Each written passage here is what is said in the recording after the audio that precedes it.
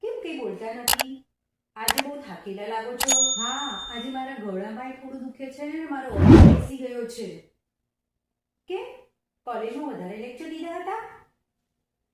હા, આજે મેં મારા લેક્ચર તો લીધા પણ સાથે સાથે સાહેબના લેક્ચર લીધા અને ક્લિનિક પણ લીધી. કેમ? સાહેબ કે બહાર ગયા છે? હા, સાહેબ અઠવાડિયા માટે કાશ્મીર ફરવા ગયા છે. કેમ ચોમાસાની સિઝનમાં કાશ્મીર? કેમ કે સાહેબને કાશ્મીરનું પેકેજ અત્યારે કન્સેશન રેટમાં મળતું હતું.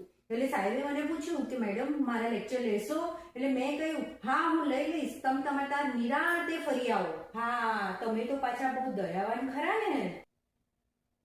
ના એવું નથી, પણ સાહેબ બિચારા ઓફિસનું એ કામ કરે અને સાથે લેક્ચરે લે, એમને કોઈ વાર બ્રેક જોઈએ ને, અને આપણે સાહેબનું માન તો રાખવું પડે ને. હા, વાત તો તમારી સાચી છે કે આપણે સાહેબનું માન રાખીએ તો સાહેબ આપણું માન રાખે. પણ મારે તો તમારથી સાવ ઉલટું જ છે. મારે તો જો ગળામાં થોડું દુખતું હોય અને મારો અવાજ બેસી ગયો હોય તો હું કન્ટિન્યુઅસ બોલું ને તો મારો અવાજ ખુલી જાય.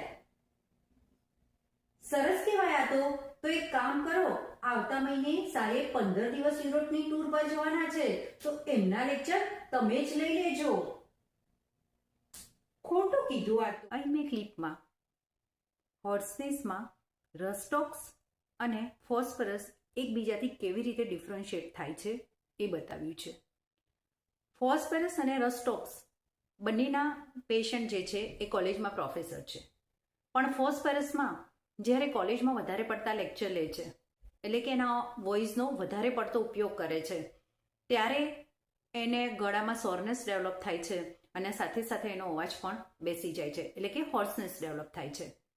તો પબ્લિક સ્પીકર છે, સિંગર્સ છે, ટીચર્સ છે, જે લોકોના પ્રોફેશનમાં વોઇસનો વધારે પડતો ઉપયોગ કરવો પડે છે અને એટલા માટે થઈને એ લોકો કમ્પ્લેન કરે છે કે અમારો અવાજ છે ને એ જલ્દીથી બેસી જાય છે. તો હોમિયોપેથીમાં એવી ઘણી બધી મેડિસિન છે અને આ જે overuse of the voice cause the hoarseness and soreness in the throat, this is known as the clergyman sore throat. તો એના માટે ફોસ્ફરસ સિવાય પણ આર્જેટમ મેટાલિકમ, ઓરમ ટ્રિફાઇલમ, બેલાડોના એવી ઘણી બધી મેડિસિન છે. હવે રસ્ટોક્સના પેશન્ટની વાત કરીએ તો રસ્ટોક્સના પેશન્ટમાં ફોસ્ફરસના પેશન્ટ કરતાં સાવ ઉલટું જોવા મળે છે. રસ્ટોક્સના પેશન્ટમાં જો હોર્સનેસ હોય અથવા તો અવાજ બેસી ગયો હોય અને એ જો કન્ટિન્યુઅસ બોલે અથવા તો કન્ટિન્યુઅસ પોતાના અવાજનો ઉપયોગ કરે તો એને હોર્સનેસમાં બેટર ફિલિંગ થાય છે. તો આવું કેમ? ફોસ્ફરસનું સમજી શકાય કે એ નેચરલ છે, પણ રસ્ટોક્સમાં ઉલટું કેમ? તો તમને ખબર છે કે રસ્ટોક્સની જનરલ મોડાલિટી શું છે. તો all the complain aggravated by rest and slightest motion and amelioration by continuate motion.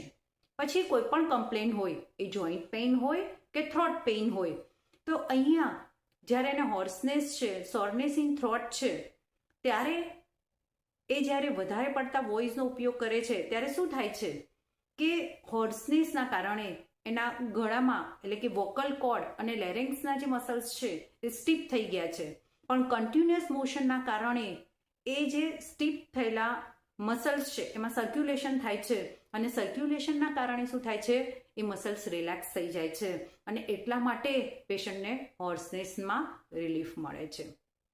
Same જેમ જોઈન્ટ પેઇનમાં થાય છે કે જોઈન્ટ પેઇનમાં પણ પેશન્ટ તમને કહેશે કે સવારે સાહેબ જ્યારે હું ઉઠું છું ને ત્યારે ઊભા થવામાં અને થોડા ડગલા ભરવામાં મને બહુ તકલીફ પડે છે, પણ જ્યારે હું કન્ટિન્યુઅસ ચાલું પછી મને રાહત થઈ જાય છે.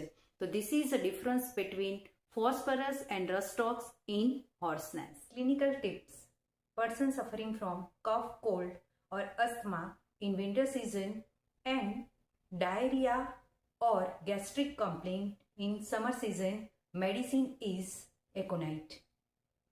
Thank you.